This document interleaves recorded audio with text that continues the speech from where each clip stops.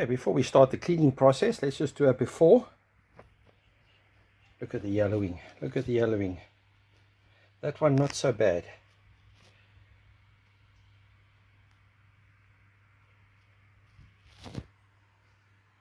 So I'm going to strip these, wash them, clean them, and then treat them so that we can try to reverse that aging.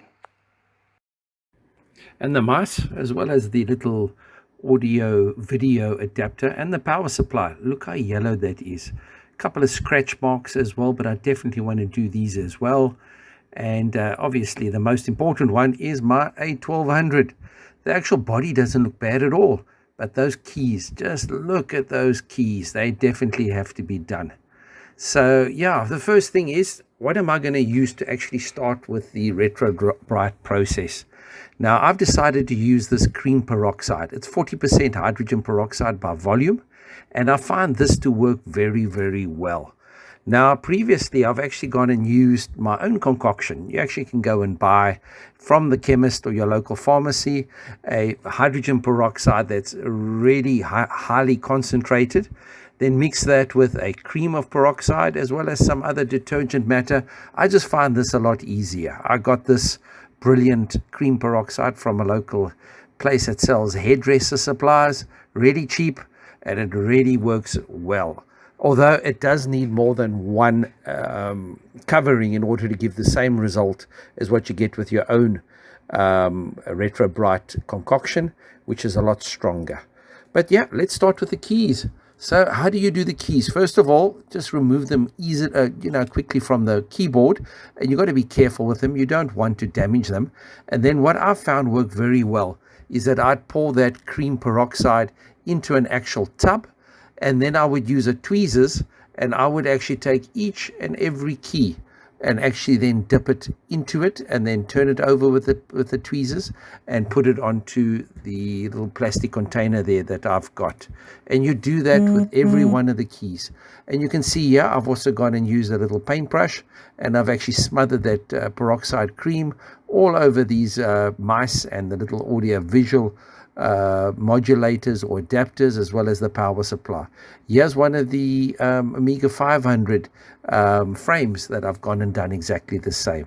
And what I would do is I would actually end up having to do more than one retrobrighting for the process. Fortunately, here in South Africa, the sun is really strong, even though we're moving into winter.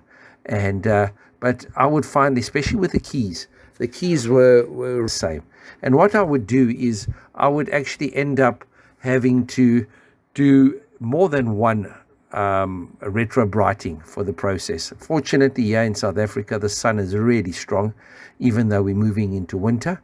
And but I would find, especially with the keys were really badly faded, so I had to go and retrobrite them more than once. But it's a simple process. Just go and clean them off, and then go and reapply it and stick it back out into the sun. So yeah, I've done all the retrobrighting, I've done all the cleaning and putting together of the goodies. So let's have a look at what the results are. And firstly, here is the A1200. Look how beautiful that looks. It really does look good.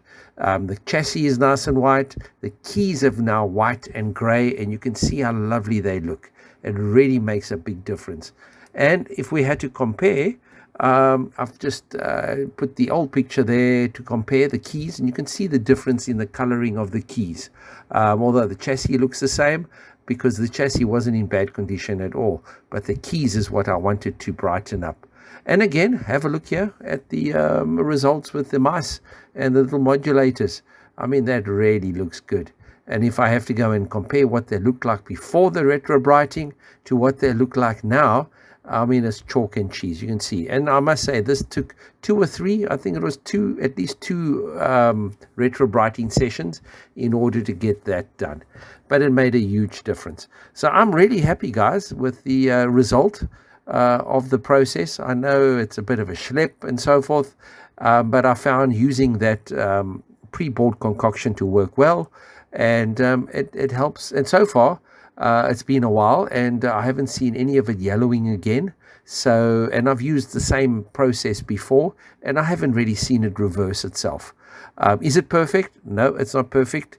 I cut a lot of corners as well.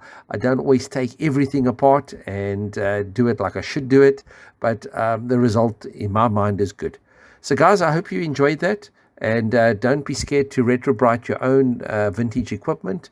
And yeah, so cheers from me, and remember guys, keep it retro.